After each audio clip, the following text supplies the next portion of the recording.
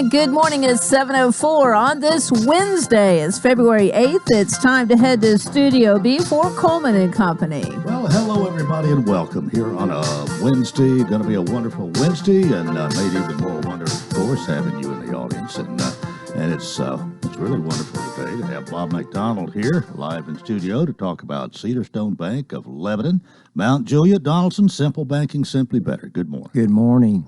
And how are you? Doing very well. I hope you are. I'm fine. It's great weather we're having. I was talking to MJ before I came in, and she was happy about the weather. I said, I feel like I'm down in your Gatorland with this nice warm weather. And it's going to be this way all week, isn't it? Well, yeah, but you know what they say about Tennessee weather. If you don't like it, stick around. I guess if you do like it, stick around, then you won't like it. Well, there's been so many years where it'll start to warm up, then we'll have a freeze in late March or sometime in April. So let's hope that does not happen. Well, one thing before we get started talking about banking here, you still consider March 1st the first of spring, and you ditch that overcoat? Exactly. March 1st on the Bob McDonald calendar begins spring, and so I get excited. I don't care how cold. If we do have one of those dipping spells that I just mentioned, I'm going to start wearing spring colors and having that spring attitude, and we're getting very close to it.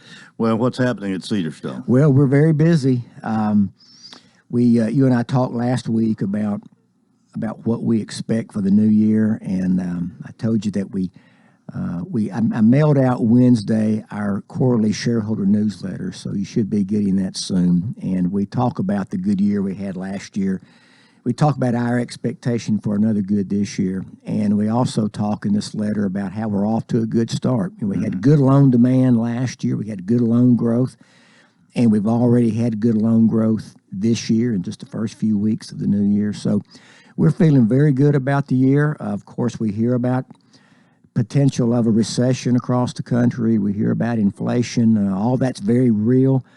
But right here in your listening area, the economy remains very strong, and we're fortunate to be in this diverse economic environment that we have here in Middle Tennessee. So we're optimistic about the new year, Coleman. Would the number of loans, people requesting loans coming to you for that have a lot to do with your view of where we are and how it's going to go? Well, not so much our view, but really their view. We try to be responsive to what our markets and what our customers are feeling. And if they're optimistic and they're feeling like they're ready to renovate their home, or if they're feeling like they're a business and they're ready to buy some equipment, then we respond to that. Mm-hmm. If we detect that they're not as optimistic and they want to do a little more wait and see, then we certainly acknowledge that, and that's when you'll see things slow down a little bit. But right now, we're seeing optimism. We're not hearing any distress. Our current loan portfolio, Coleman, is performing well. Things like past dues and those type of things are very minimal. And so we're hopeful that all that will continue as we move into the coming months. Well, I understand as interest rates have increased on the amount of interest paid on CDs has increased. Well, how's that going? It has, and that's very positive. And I referenced that in the same letter, Coleman. So we talk about how interest rate increases can be beneficial to some, like our CD customers or our money market customers. Of course, rates are higher for our borrowers, but they're not too high. It's not preventing anyone from doing what they think they need to do or what they even may want to do. So we're not seeing the increase in rates be preventive of people borrowing money if there's a right reason to do so. Now, we saw the Fed increase their rate last week by 1/4 point, which is much less than 1/2 or 3/4 point that they did for the last 6 months of 2022. The market doesn't quite know how to judge that. The market seems to think that the Fed believes that they've got a grip on inflation. That's why they had a lower rate increase.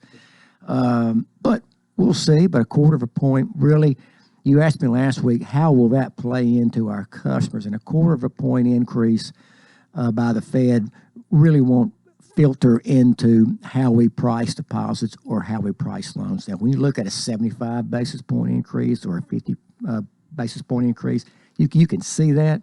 but you really won't see a 25 basis point increase. All right. We always have to talk about the free checking account that is available at Cedarstone, and we say it is a simple one because you have simple banking. It's better than almost any that I know of. It is. It's a great account, Coleman, and it's free no matter how you use your checking account. If you want to come into the bank and you want to see us, you want to see great people like Brenda, then you can come in there, you can cash a check, make a deposit, you can use paper, and we welcome that. We also have all the technology that customers have come to expect, and we have some customers who we rarely see, and we miss seeing them, but we know that we're able to serve them with technology, whether they're banking online or banking by the telephone. So You don't see me as much as you used to. no, we don't. It is so and we easy. miss. Well, maybe we need to sell pecans throughout the year, not just during Christmas. That way, we'll see you more often. Well, anyway, I think you got a great thing going, and Thank you. that free checking account is wonderful. It It's really great, is. and I look forward to your program. This institution you're about to talk to is very dear to my heart and Susan's heart, and I look forward to hearing what y'all have to talk about. All right, and we'll do it again next week. Thanks, Coleman. Thank you. Bob McDonald, he's President, Chief Executive Officer, Cedarstone Bank, Lebanon, Mount Juliet, Donaldson, Simple Banking, Simply Better. 10:30 after the hour, and Bob was alluding to Cumberland University. They're here on the second Wednesday of each month, led by Rusty Richardson, the Executive Director of Community Relations and External Affairs. Rusty, good morning. Good morning, Coleman. Nice to see you. I hope things are going well. Things are going very well, thanks. And you have a couple of guests we're going to be talking with this morning. I hope people learn a lot about Cumberland by your visits and the people that you bring with you. Well, that's certainly our goal and our aim, and we have a lot of information to share with people this morning, with your listeners. So let's get right to it. Well, let's do it. All right. First thing, big announcement this week. We have official numbers for the spring enrollment, and it is the largest spring class the university has had in its 181 years. Ended up at 2,319, largest spring class. Of course, if people know what the fall class was, there's always a decrease because you have December graduates. You have some people that don't return, and then you've got transfers coming in. But it's the largest one we've ever had. And what was that number again? 2,319. Just want to make sure I wrote it down right. Yes. And to remind your listeners, the goal for the fall is 3,000. So right. Our enrollment services, Reggie Blair, the vice president, and all his staff, everyone's working hard to reach that number. And part of what helped us reach the 2319 number is the Student Success Program. Abby Pitts and her team, we had the best retention of Tennessee Promise students ever since we started that program. So enrollment is based on new growth, retention of returning students, and graduation rates. All those play into that. So that's a big announcement for this week. We had another big event this past Monday night. We had the second Cynthia Van Buren lecture series. This is part of the Martin Van Buren projects, the presidential papers. We had Dr. Maria Hammock there. We gave a wonderful presentation in Alumni Hall, had a good attendance for that, but it was a mind-opening experience because really what she talked about was the Underground Railroad, which tied in not only to the antebellum Jacksonian period of history, but also Black History Month. But it's not the Underground Railroad most people are familiar with. It was the Underground Railroad to Mexico. I'd never heard of it until I heard her speak. Well, I haven't heard of it until you mentioned it. It was, and if we had more time, I'd go into a lot more detail on that. But a way to learn history, a way to find out more about all of our backgrounds, and it opens your mind to new ideas or things that you didn't know before. So that was very good. The next thing we've got, very happy to announce this. In the last few weeks, we've gotten $1.3 million in grants for the nursing program. What's that going to do for you? When I have Mary Beth Griffith, our dean of the nursing school, back, she'll go into great detail on that. But it's going to allow so many more scholarships, so much new equipment. But 1.3 billion is certainly hitting on all cylinders with that. And we have an upcoming event that I'll talk about a little bit later in the program about that as well. Okay. You got anything else? Are you ready to go to a break? One more quick thing. The Hayes Foundation has continued their support of a program called the Art of Life program, which talks about help students with art, with creative writing, with holistic living, a way to deal with resilience of students, which is something we're always trying to build up, their ability to sometimes have a failure but recover from it. So again, all great news. It's all helping Cumberland run on all cylinders right now. All right, and this substantial grant, really. Yes, $168,000. And again, this is a continuation. They've funded this now for a couple of years. So we're so grateful for the Hayes Foundation and what they've done and what they continue to do for our Cumberland students. Okay, I'm going to go to a break here and let you introduce Dr. Chris Fuller and Dr. Jenny Mason when we come back. How's that? Sounds good. Okay, this is Coleman and Company, FM 98.9. And at 7:14, let's see what's happening on the roadways. Thanks to Bates Ford, lifetime brake pad guarantee. With the purchase of a brake service, replacement brake pads will be provided at no cost for as long as a customer owns a vehicle. Bates Ford, 1673 West Main. Now at traffic, here's Chuck. Good morning. Traffic's on the increase out here on 65 southbound. Coming out of Robertson County, that's been a challenge actually up there. We had that truck fire earlier on 65 northbound near White House, Millersville. Traffic's increasing now. I-40 in from Wilson County. Really heavy now, starting to bunch up. 24 westbound leaving Rutherford County up through the Hickory Hollow area. Hey, whether you're an Eagles fan or a Chiefs fan, a house divided, Prince's Hot Chicken has platters to make the big game party sizzle. Check them out online at princeshotchicken.com. I'm Commander Chuck with your on-time traffic. It's tax time, and Cars Unlimited Tax Service is locally owned and has 33 years of experience in preparing taxes. They do upfront loans of $250 to $6,000. They're also an authorized IRS e-file provider. Call 615-449-2955 or stop by 1006 West Main Street in Lebanon. Cars Unlimited Tax Service stands ready to help you prepare your taxes.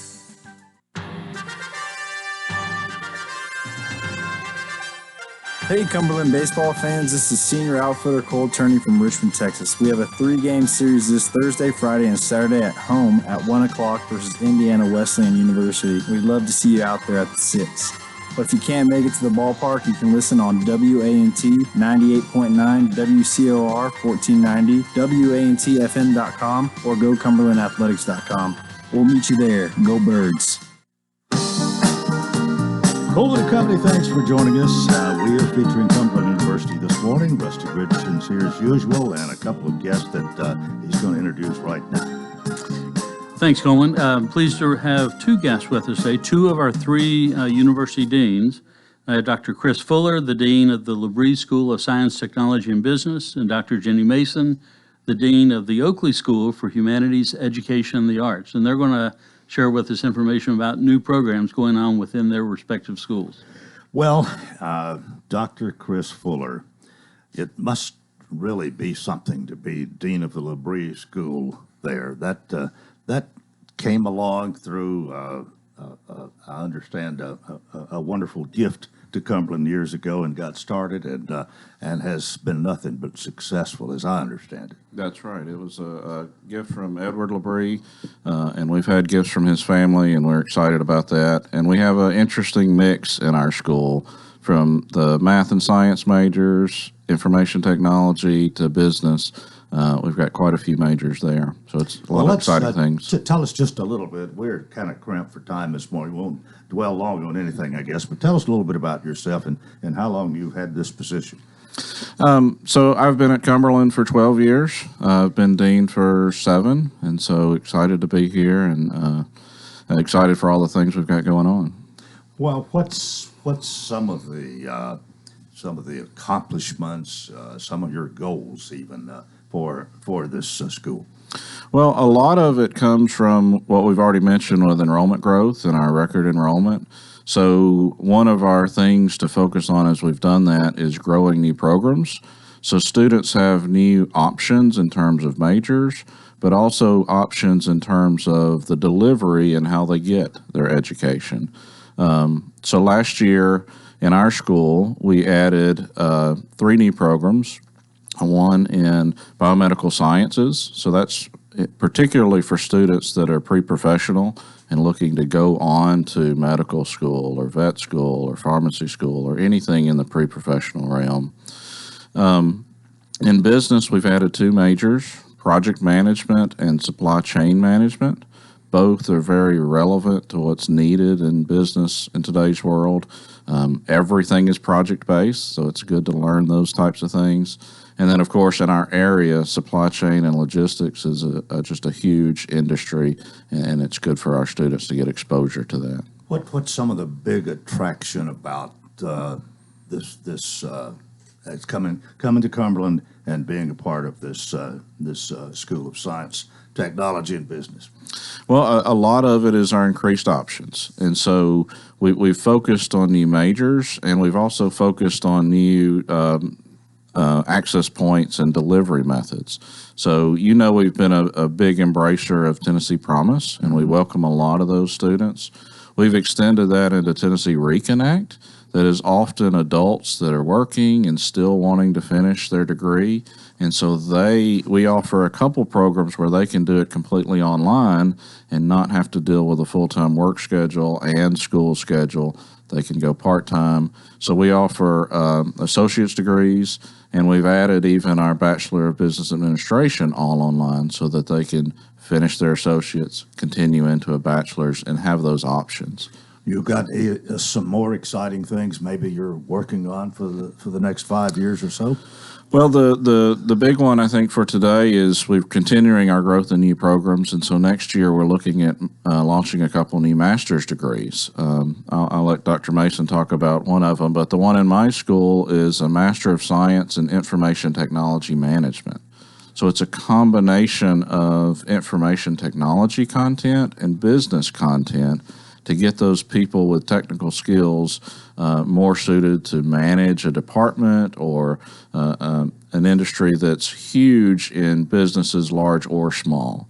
Well, I'm just wondering, how do you stay abreast of the times and know what business and industry wants to stay ahead of the curve and have people prepared for the future?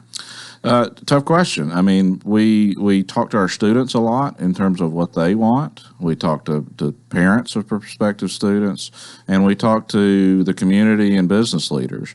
We just started a business advisory council, for example, where we pull in people with a vast array and variety of experience so that we can harness their expertise in terms of what they've seen and what they're going to see, because everything's changed the last few years, and we have to be able to adapt and prepare students to be suited for whatever may come. Well, for one thing I think is for sure, you can't sit still. You can't rest on your laurels because it is changing. You got to change with the times and stay abreast, or else they might choose somewhere else. That's exactly right. We always have to be prepared. All right, let's meet Dr. Jenny Mason this morning. You were telling me, I think you've been here at least once before, I believe, but good morning and welcome again. Thanks. Yeah, I've been on the Coleman Walker Show once before, so this is my second visit. I'm glad to be here. Dean of the Oakley School of Humanities Education and the Arts. So tell us about it. Yeah, so the Oakley School, which is fairly newly named after J.J. and Millard Oakley. So we're really lucky now to actually have sort of a sponsor for our name, which is wonderful, to become the Oakley School, or a lot of people want to call it O'Shea, and kind of give it a fun little twist. We are a program that has a lot of the humanities, so English, history, creative writing. We also have social sciences, which is something that tends to have students flock in. Everybody wants to take criminal justice and psychology, and we now just launched Homeland Security. So that's going to be really interesting to see what's going on there.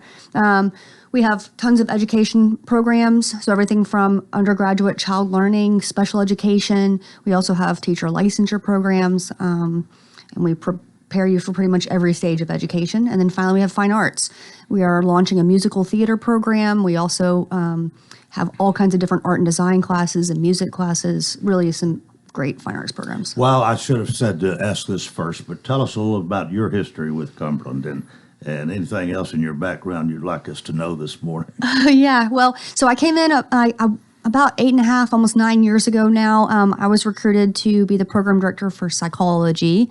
So that's sort of where my heart was originally. I just recently moved into the dean position about a year ago. So now I'm having to learn far more than just psychology. I'm now having to learn ceramics and child growth and learning and history. And it's a lot to catch up on, but I'm loving every second of it, actually. That's quite a change, isn't it? To step up, for sure. Yes, it is. Well, anything else you might want to share about what's the big attraction for your area at Cumberland? Yeah, I mean, similar to what Dr. Fuller said, we too are trying to expand the Oakley School and make sure that we're staying relevant, right? And so as new things are needed in the community, we want to make sure that we respond appropriately. So Homeland Security has been important ever since 9/11, and so we want to make sure we launch that program.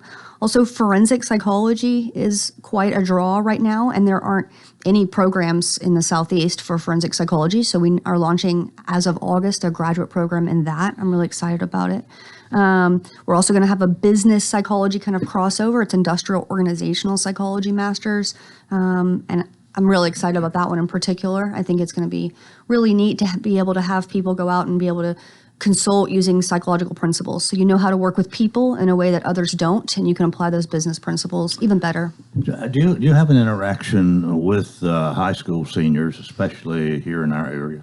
We do. We are really lucky to have quite a bit of early college and dual enrollment students that we get to interact with. And so most of the Wilson County schools now we're involved in that. We have now added Green Hill High School to the list, and we are very excited to be able to start working with those students too. I'm amazed at how fast college education hits now early in high school, but we want to make sure that we're there to provide them the best education possible. Well, you are, Cumberland is there, and I think you have endeared yourself to Middle Tennessee so much more. I mean, your growth, the numbers bear that out. Yeah, we are. We're growing everywhere, and so you're right. We're even growing into the high schools. Again, we want to be able to work with other teachers as well, and make sure that even the kids, before they even hit adult age, are already having the best education possible. Well, it's good to have both of you here. We're really honored to have. What you said, two of the three deans right here in our studio this morning. And Rusty, it's back to you because a few closing comments from you this morning. We've got to talk about Cumberland baseball a minute. Yes, we do. And all their games carried right here on FM 98.9 and WCOR AM 1490, one or the other or both. Yes. Baseball is, it's here. They had their first series of games. They were away games this last weekend. They won 2 out of 3. Hey, 2 out of 3 ain't bad. 2 out of 3 is not bad. In fact, in their very first game of the new season, the Bats came alive and they scored 18 runs in that game. Yeah. They've scored over 30 runs in 3 games, so it's exciting to watch. And for the local listeners, tomorrow is the first home game at 1 o'clock. There on campus. Please come out and support the team and see the new turf infield. It's going to be a great day and great weather for a baseball game. This will be the first game played on that, won't it? It will be the first game played on that. Yeah, so, I'm sure there's been some practicing, but oh yes, yeah. So we're very excited about that, and all the spring sports are. We don't want to just focus on baseball, but all the spring sports are starting up now: track and wrestling, and just lots of activities with that. We do have a couple of upcoming events on February 23rd. We are having a ribbon cutting in conjunction with the Chamber of Commerce, and certainly the public's invited to come to the newly renovated nursing annex. They call it the Nest. It's the old professional building that sits right beside the old McFarland Hospital, where our nursing program is based. And Congressman John Rose will be there to help with that ribbon cutting. And why that's so important, he was instrumental in getting part of that $1.3 million in grants that we mentioned earlier. He was able to put into the federal budget a large grant for our nursing program, and he'll be there to participate in that ribbon cutting. So, well, how appropriate. How appropriate. February 23rd at 5 o'clock. Anyone that wants to come out and see that new facility, because it is literally a state-of-the-art nursing facility. You won't find a better nursing facility anywhere in Tennessee than what that building is. So glad to hear that. Yes, very pleased with that. We're working very hard on getting ready for Camp Fame, our summer camp for the arts camp. Applications should go live on that within the next couple of weeks. So past attendees of that will just be looking for emails because we'll put out social media when those are available.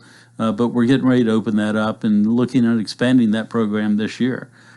All right, well, I think we've had a great program this morning, and Dr. Chris Fuller, thank you so much for being with us. Good to have you. Thank you, And Coleman. Dr. Jenny Mason, thank you so much for coming. You have to get up maybe a little earlier to be here at 7 o'clock, but I hope it was worth it. And Rusty, it's always good to see you. Always a pleasure to see you, Coleman. You always have it all right here for us, and I appreciate that too. Well, and one last comment. If anyone sees Dr. Paul Stum today, wish him a happy birthday.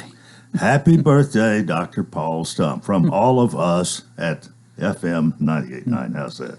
Perfect. All right. Thank y'all so much. Well, that is part one of Coleman and Company. We've got more. We hope you'll keep it right here, FM 98.9. And it's 7:29. Let's see what's happening on the roadways. Thanks to Absolute Kubota. Write it off the lot. Write it off your taxes. Visit Absolute Kubota. Take advantage of the Section 179 tax deduction when you buy new Kubota construction equipment, tractors, RTVs, hay tools, or turf products. Absolute Kubota, 1506 West Main. Now at traffic, here's Chuck. Good morning. Traffic still running slow on 65 northbound around Long Hollow Pike as they clean up a truck fire that happened earlier. Again, it's pretty slow north of Nashville on 65 northbound at Long Hollow Pike as we check it out live. Traffic's on the increase leaving Mount Juliet or coming through Mount Juliet, Wilson County, headed towards Nashville on I-40 going westbound. 65 starting to bunch up northbound around Spring Hill. That traffic coming out of Murray into Williamson County. Hey, whether you're an Eagles or a Chiefs fan or a house divided, Princess Hot Chicken has platters to make the big game party sizzle. Check them out online at princesshotchicken.com. I'm Commander Chuck with your on-time traffic. When you needed portable heating, cooling, generators and remediation equipment, contractor tools, or any other equipment or solution to help you get the job done, you trusted Absolute Rental and Supply. Now that same team brings you more equipment and more solutions as Herc Rentals. From construction and industrial to HVAC and homeowner, Herc Rentals has the gear and expertise to get jobs done efficiently, effectively, and safely. Visit us today at 1325 Main Street in Lebanon or online at hercrentals.com. That's HERCrentals.com.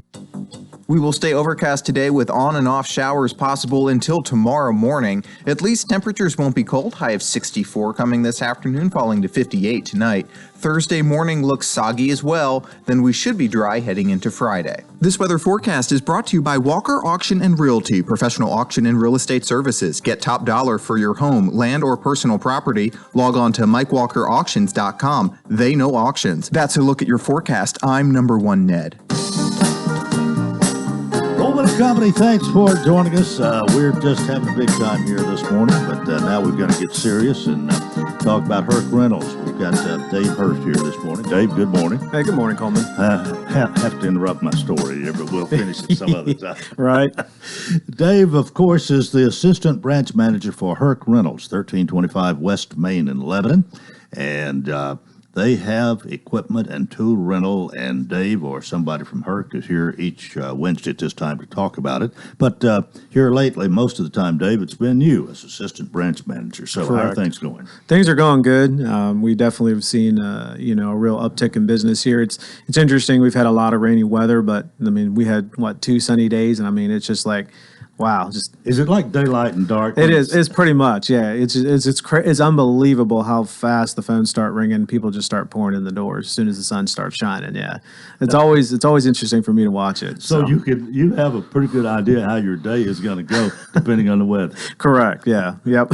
So I know I can probably get a bunch of stuff off my desk, when it's raining, and then when it's the sun shining, I'm like, we'll put those on the back burner, and we'll get some people and some machines out the door. Well, at least you know how to get the job done. That's right.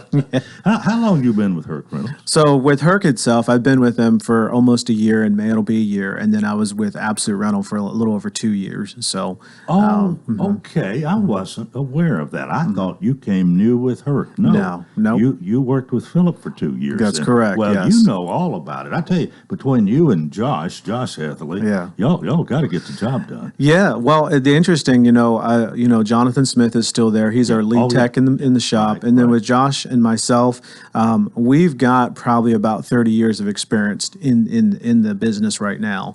With the guys that we're retaining that have, we have some new guys coming on that have limited experience, but, with 30 years, I feel like we have a lot to offer our customers in terms of, knowledge of the equipment, knowledge of projects. I've had a diverse background. I was in landscaping. That was one of my first jobs out of high school. So I've done the hardscaping, the seeding, all of that. And then I actually worked in the rental industry for about 4 years probably about 10 years ago. So been around the block a few times, and I always tell people with the knowledge that we have here that they're pretty sure we'll be able to get things figured out for you. So well, you've convinced me. I mean, I'm glad to know this because I think we can talk more intelligently each week about Herc now. So, correct. So what's any hot items right now? So right now, everything. Right now, I think our skid steers and excavators, as we're getting into spring, you're seeing more and more of those get out the door. And I would say probably in the next month or so, we're going to start seeing the aerators go out. Guys getting ready to, work on their lawns, that type of thing. So more of the home and garden type variety will be going out as well. And anything that. Your inventory, is it pretty good on nearly everything? It is, yeah. I think we're pretty good on inventory. Right now, we're stocking up on our mulch. So we also, we sell black mulch, brown mulch. We've got, wheat straw, pine straw, seed and fertilizer. So those are all things that we're starting to stock up on. Well, just keep in mind their phone number is 615-443-RENT, and I'm pretty sure that was by design whenever it was secured, but that's a easy one to remember, 443-RENT. And your website, very important, hercrentals.com, because between the phone number and the website, you maybe get half the job done right there. Right. Yeah, you can go onto the website and you can see what we have in inventory. You can see all the pricing. You can see how it's structured. You can even make the reservation. Actually, this week I've actually seen an uptick in people going online and make a reservation. Of course, it'll come to me and then I, distribute it out to the counter. And then we always make sure we follow up with the customer, because sometimes the system is not perfect. Sometimes it'll, allow them to get something that's not even at our branch. We have to, procure from another branch. So we'll make sure we touch base with the customer and make sure he knows what's going on. So, well, I guess, again, all this at 1325 West Main, you are very visible. You have been all these years. You still are. And it's really a good location, isn't it? It is. It's very well. Everyone that comes in the door, if it's the first time, they're always like, wow, the showroom is much bigger. And even in the Herc realm, it's probably one of the biggest showrooms that they have of all their branches. So it serves us very well. So well, your hours. So let's talk about them a minute here. Yeah, hours currently right now are Monday through Friday, where they're 7 a.m. to 5 p.m. Closed Saturday and Sunday. If when the weather gets warmer, will there be any change, or you? Yeah, I imagine that probably when time changes, we'll probably go back to being open half days on Saturdays. But right now, Monday through Friday, 7 to 5. Correct. But if you got a question, you welcome the phone call. Oh, absolutely. If it's you're not sure, maybe you need to talk to somebody about what is the piece of equipment I need to do the job I want to get done. You can most likely have an answer for that. Oh, yeah. And you've probably got what they need sitting right there in the lot. Yeah, most times I always like, hey, what are you doing? What are you trying to accomplish with your piece of equipment? I had a gentleman call in yesterday. He said he was looking for an excavator with a thumb on it, moving some rock around. So we got into a couple conversations about how big the rock is so I can make sure I get a big enough machine for him. We'll always take the time, answer the questions, talk to you, and make sure you're getting what you need. All right. Well, thanks for being with us today. Hopefully we'll see you again next Wednesday. Sounds great. Dave Hurst, Assistant Branch Manager for Herc Rentals, 1325 West Main. Remember the phone number 615-443-RENT and that website, hercrentals.com. Thank you, Coleman. All right. We are 22 before the hour. Lebanon Mayor Rick Bell is my guest this morning, and it's always a pleasure to see Mayor Bell. He is a UT fan. I don't know that he is as big as Mike Jennings. I'm not sure anybody is, but probably close. I'm close. I've been going to Tennessee football games since I was 6, and of course, there's a basketball game tonight between Tennessee and Vanderbilt. Well, let's hope it's a basketball game. Well, I went to the Tennessee Auburn game Saturday, and Tennessee is suddenly the team that can't shoot straight. You never know. Tonight, that Memorial Magic may kick in. Well, it'd be all right with me if it does, but Be that as it may, I'll be surprised. I'll be surprised if Tennessee doesn't win by 10 points or more. Well, that would be great. But I'll watch it and we'll see what happens. But basketball is one of those sports where one or two players gets hot and it can flip the switch. So it's sort of up and down. But there's been some classics between them two. But I guess the craziest thing was when Ray Mears was coach up there and would come down there with that unicycle before the ball game, get out there and ride that in front of the Vanderbilt student body. That was a little before my time, but I've heard stories about the unicycle rider who would come out and warm up, and the Vanderbilt fans would throw oranges at him, and Ray Mears would just come out and just soak in the attention. Well, he'd do that, and then he'd go in the dressing room, tell the players how much the fans hated them, and then when they come out on the floor, they're yelling, tell them where to go. That's happened more than once. But anyway, you had a meeting last night. We did. We better get down to business here. Well, we almost did not have a meeting, actually. Camille Bird and I and Fred Burton were not there last night, so we had 4, which is a quorum. But it was a big meeting. The mayor doesn't count, and you got to have 4. Have to have 4 counselors. Yeah, okay. I don't count. But it was a big meeting. We had a long agenda last night. We had a lot of citizens who want to talk to us before the meeting started, and I'll be frank, it was a very inopportune time for Camille not to be there, because most of the concerns and the agenda is really about Ward 3. So, but we'll talk about some of those today. But before I do, there's one thing that happened at the beginning of the meeting that's important. Jesse Gilliam, who has served on planning commission for many years, decided to retire from that position. And so last night I announced Lisa Noble is going to take his place on the planning commission. She's really excited about it. So I'm thankful for his work, and I'm thankful that she's willing to serve in that role.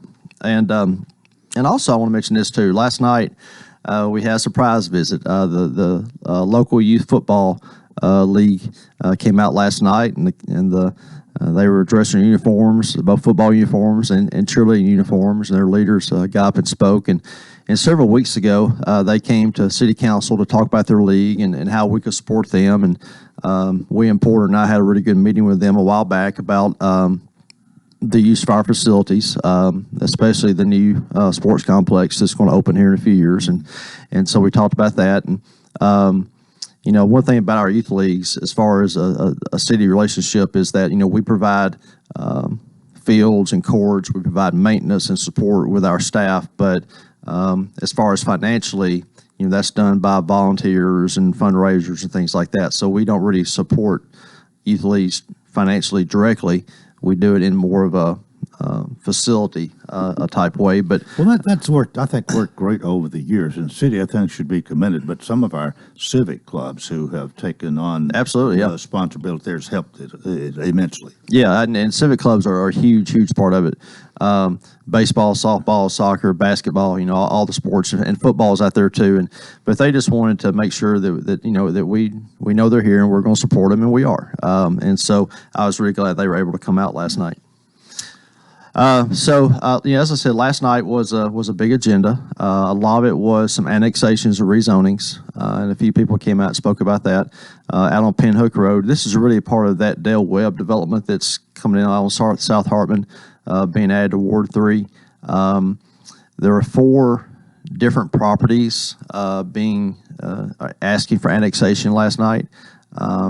And it's not just one item we have to vote on. It turned into like 16 items that we have to vote on. So it makes for a longer agenda. But again, they're added to Ward 3. And, the council passed on first reading last night. They were a bit hesitant, but I think they passed on first reading to keep it moving. So when Camille gets back, she can pick up and really help explain it to them. Because the way annexations and rezonings work is that typically a developer talks to the counselor, mostly who that's their ward that they're going into, and they're really the ones who have most of the meetings with the developers and talk to them and things like that, and really try to explain things to the other counselors. So, but those that did pass on first reading last night, so we'll see what happens. Why do they necessarily want to be in the city limits within the corporation? Well, for services, basically for sewer and for gas and police and fire and that as well. And without that, it's hard to build what they want. And these are the guys really that everybody sees the big green pipes now in town. These are guys that they're paying almost $10 million towards that sewer line because we want developers to pay their part in what's going on. So this is something we've worked on for a long time. These are different pieces of that same development. But again, it's all about the service. Okay, what would be a reason to oppose that? Some of the people in the area, perhaps, or well, that area, south of town has been countryside for a long time. It's very pretty land out there, and people live out on Pinhook Road. It's been countryside for a long time, and now the city is growing that direction, and so it's a shift. And that's one of the things that we talk about all the time is growth. It's my philosophy that we can pick and choose what we want. If there's something that's good for us, then we should take a look at it. If we think it's bad for us, then say no. So this is a development that wants to come in. It's a Del Webb, and everybody knows what that is. And there's other aspects of it too. Commercial and retail parts of it, and there's other types of residential arrangements to it as well. Part of it's homes, part of it is townhouses. Not all of it is retirement, but it's a development that will bring a lot of opportunity for us, I believe. And Camille thinks it's a positive, and so far throughout the process, the council has too. And this is just some of the last steps, but. Everywhere I go, people ask me about growth, and it is something that we're managing. It is something that we're keeping an eye on very closely. A lot of things we see building out there now were actually zoned before I took office, and if they're in the pipeline, they're in the pipeline. They have a right to do what their zoning allows. I really think that a lot of things that we've put in place in the past 2 years, as we move forward, we will see the effects of those as well in controlling growth and managing growth, but it just takes a little time. All right, Lebanon Mayor Rick Bell is with us. We take a break right here on Coleman and Company up at 98.9. And at 7:47, let's see what's happening on the roadways. Want to thank our friends at Absolute Kubota. Write it off the lot, write it off your taxes. Visit Absolute Kubota. Take advantage of the Section 179 tax deduction when you buy new Kubota construction equipment, tractors, RTVs, hay tools, or turf products. Absolute Kubota, 1506 West Main. Now at traffic, here's Chuck. Good morning. I'm looking at a wreck in Williamson County on 65 northbound at Moores Lane. That's in the Brentwood area leaving Franklin. It's got traffic pretty slow, 65 northbound. Again, at Moores Lane in the Williamson County area on this crash. It's been slow on 65 northbound, trying to get past Long Hollow Pike. North and southbound. It's been a mess up there north of Nashville for quite some time on an earlier truck fire. Hey, Nash Painting services all of Middle Tennessee. Check them out at nashpainting.com. I'm Commander Chuck with your on-time traffic. Simple banking, simply better. Since 2004, that's been our motto at Cedarstone Bank. I'm Bob McDonald. We know that financial decisions can sometimes be complicated, but that doesn't mean solutions have to be. Whether you're buying a new home, renovating your existing home, or buying a car, or maybe you're a business that needs to purchase equipment for the building you operate from, we have all the technology that will allow you to do your banking online or on the telephone, or you can come in one of our beautiful branches and see our great people. With locations in Lebanon, Mount Juliet, and Nashville, Cedarstone Bank. Simple banking, simply better. Member FDIC Equal Housing Lender. Gregory Dental Group in Lebanon is a family dental practice located across from Vanderbilt Wilson County Hospital. They offer cosmetic procedures, dental implant services, and now featuring new digital dentures. Premium dentures in just 2 appointments. No insurance, no problem. Call about our discount plan. Hi, I'm Dr. Derek Gregory. In my office, you can count on compassionate staff who will truly listen to you, take the time to get to know you, and discuss your personal needs. I look forward to meeting you. Gregory Dental Group, 444-0322, West Medora Parkway across from Gibbs Pharmacy. Coleman and Company, thanks for joining us here on this Wednesday. Lebanon Mayor Rick Bell is here. We just really talked about one thing from the council meeting last night, but that must have taken up quite a bit of time. It did. But there's one other issue that some citizens spoke out about last night, and I really want to talk about, and this is something that's been going on for several months now. Back last year on Pennsylvania Avenue, there's a house that became a boarding house.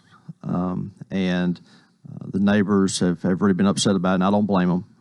It's a home where some rooms are being rented out to some men, and it's something that we have spent a lot of man hours on dealing with. Really keep an eye on that. The fire department has gone in and made sure that they are practicing all the fire codes and issues like that. And as we've gone through the process, we've actually tightened up the zoning on boarding houses. We've made more stricter rules on those and really where they can go. We've strengthened the ability of the fire department to do their jobs and make sure that places are safe for people to live in. But government is limited in what it can do. And as you know, I'm a conservative person, and I believe in small government. But sometimes that hinders in certain situations, and this is one of them. The neighbors on Pennsylvania Avenue spoke out last night about their concerns. This has gone on for a while, and what are some of their concerns? Well, the concerns is it safe? Yeah. Who are the people living there? They live in single-family homes, and they just didn't expect a boarding house to pop up right there next to them. But what happened was that for decades, that area of town, the zoning allowed for boarding houses. It's been that way for forever. And then this came up. So when we changed the zoning, despite that, this property is grandfathered in. We cannot rip the zoning out from under something that already exists. So we can't shut it down, and we can't run them out. And some of the things the neighbors talked about. Well, can you go in and do surprise inspections? And we can't do that either. And it really comes down to this: is wherever anybody lives or if they have a business in town, there are limits placed on government to protect people. So that governments cannot just go and just take things away. And so we can't take away people's right to live somewhere. Mm-hmm. We can't make surprise inspections. If our fire department was allowed to just make surprise inspections on that house, then we would be allowed to make surprise inspections on everybody's house. Right. And we do not want that. And so, in a situation like this, it's frustrating for the neighbors. Something has come in on them that they don't want. They don't like it there. It's a situation that they just never anticipated, and I understand that. I wouldn't want it next to my house either. In fact, is this really a public nuisance? I don't know the situation you're talking. I'm just it's a situation where I can tell you this. Years ago, in the neighborhood I lived in, the same thing happened, and nobody liked it. I mean, there was people walking the streets every night, and there was concerns from neighbors about what was going to happen. Was it really safe? And I understand the whole situation. It's just a situation where we are limited, mm-hmm. and government being limited is not a bad thing.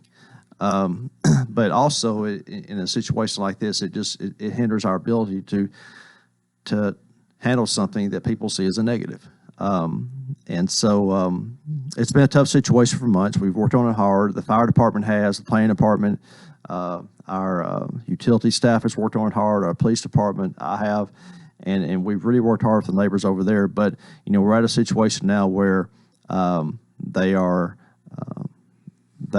following the fire codes. They're following the zoning that was established when they were there, and that's really all we can do. And so, I just wanted to, let the neighbors know on Pennsylvania Avenue, we've worked hard on it. We've done all we can. We're going to continue to do all we can, but there's a limit placed on government. And that leads me to another thing. And there was another issue on the agenda last night, and honestly, this was sponsored by Camille Burdine and Fred Burton. In their wards 2 and 3, they want to pass a rule that says people cannot park in the front yards. I really think that's not a good path to go down. When we start telling people what they can and can't do in their own private property in front yards, that's a dangerous path, and I'm not a fan of it.